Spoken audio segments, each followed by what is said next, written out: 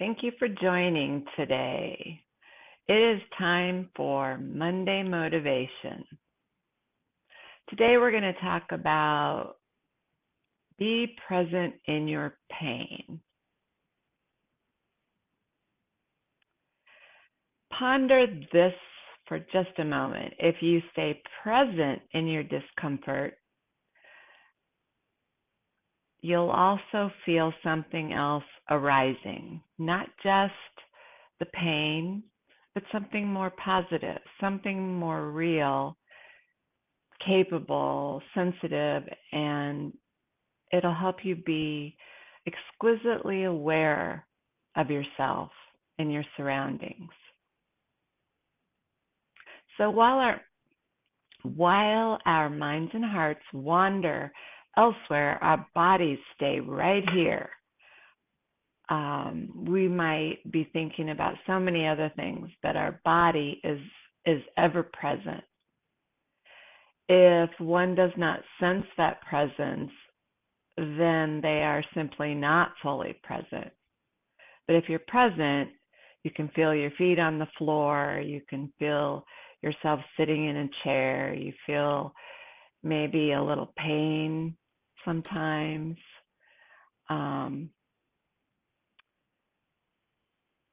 But just think about that right now as I'm talking. Your body is ever present. The concept is straightforward, yet very profound, maybe something you haven't thought about before. So grounding ourselves in our body establishes a reliable connection to the present moment, fostering progress on our inner journey, our inner peace. So let's talk about that a little more. We'll go a little deeper. So deciding to ignore our pain, maybe that emotional anguish you're still holding on to, by pushing it into the back of your mind and ignoring it, it will help you find relief today. But realize that relief is temporary. I'm speaking from experience, so I know this. I know that unhealed pain will look for redemption at some other traumatic moment in the future. It doesn't stay in the past until it's healed. It often happens when you encounter a trigger that ignites that past pain, bringing you back to that time. I will say that I experienced that when I first decided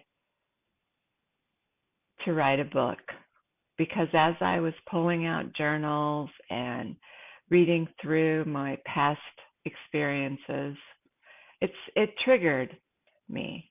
It made me feel anguish all over again. So, but I've learned that staying present in our pain is possible by grounding ourselves in that present moment through a heightened awareness of our body. So paying attention to our physical being will help us heal our emotional pain. This practice delves into the realms of mindfulness and self-discovery. The concept is simple, but it carries a profound implication for our wellness journeys. As we explore this practice further, we find layers of understanding. It's like peeling back an onion. We find different layers of understanding that will connect to our physical existence and help our many emotions and thoughts and our spiritual healing as well. Our scars remind us that the past is real. The scars of our journey through cancer, but they are also our testimony. They show God and ourselves that we are ready for the next phase of our lives. We're ready to heal and move forward. A cancer diagnosis is often a traumatic event. I know it definitely was for me.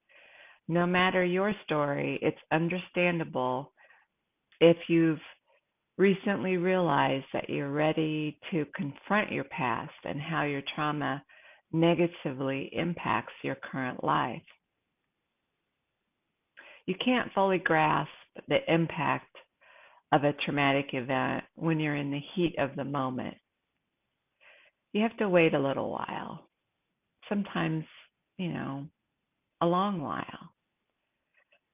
Under immense stress, you go into that survival mode. Your sympathetic nervous system prepares your body for stressful or dangerous situations. It kicks in and you operate on an evolutionary instinct, like you're being chased by a bear or something. Your body reacts in a similar fashion when you're dealing with this trauma of cancer and the treatments and the surgeries and everything that goes along with it. We flee to save ourselves, or we freeze right where we're at. After I finished my breast cancer treatment, others were ready for me to move forward. They made me feel like I was doing well, fine to move on.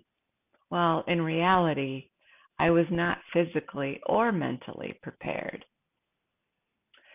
Towards the end of my cancer journey, I had 3 surgeries in a 4-week period. They had complicated my efforts to move forward.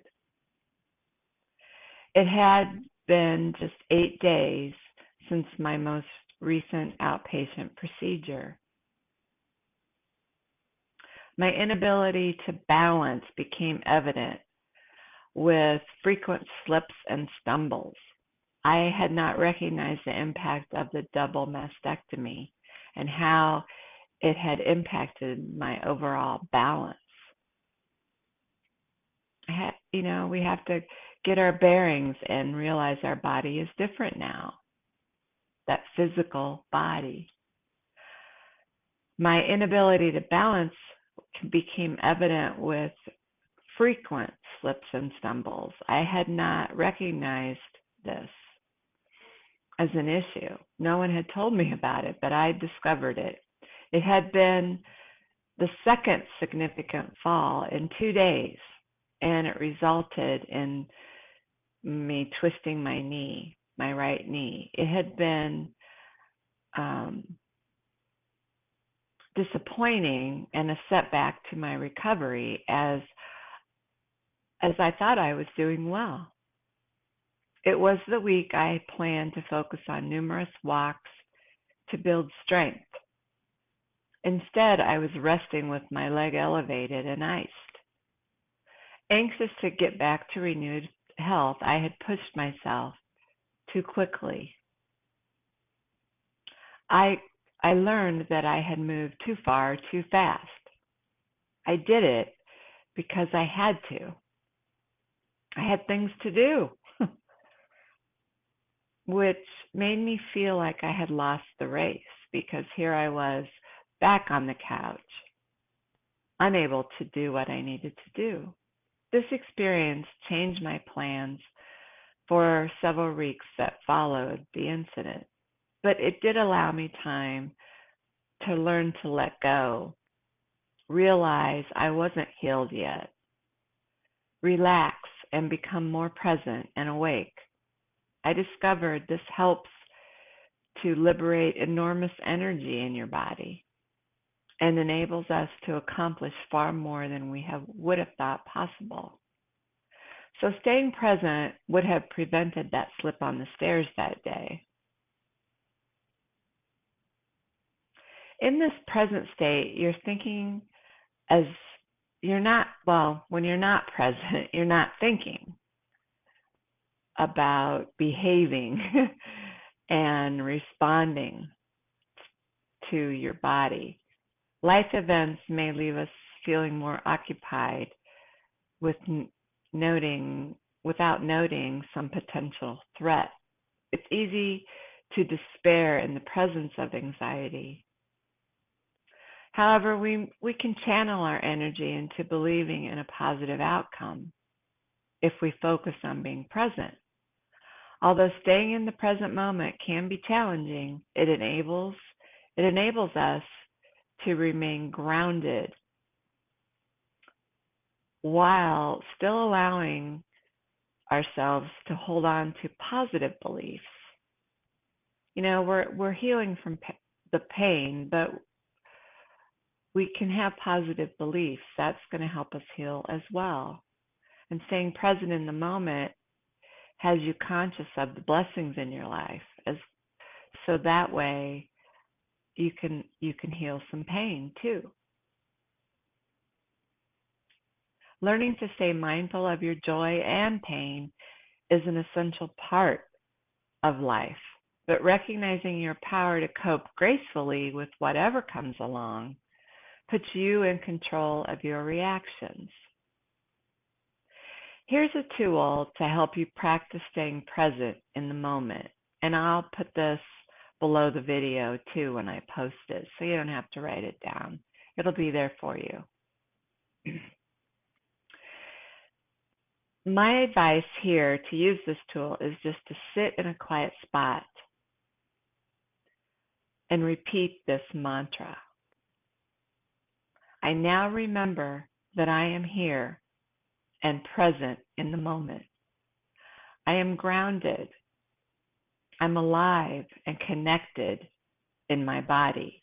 I am open and receptive to the truth and compassion of my heart.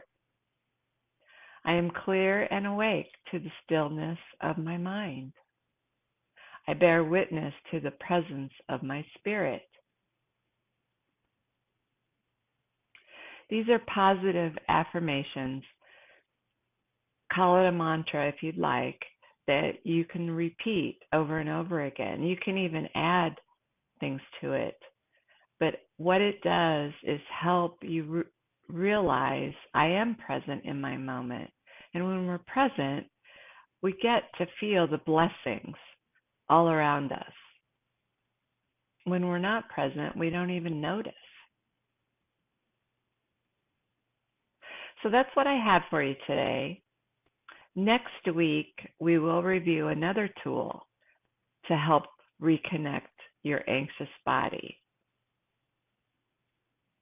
It's called the 5-4-3-2-1 grounding technique.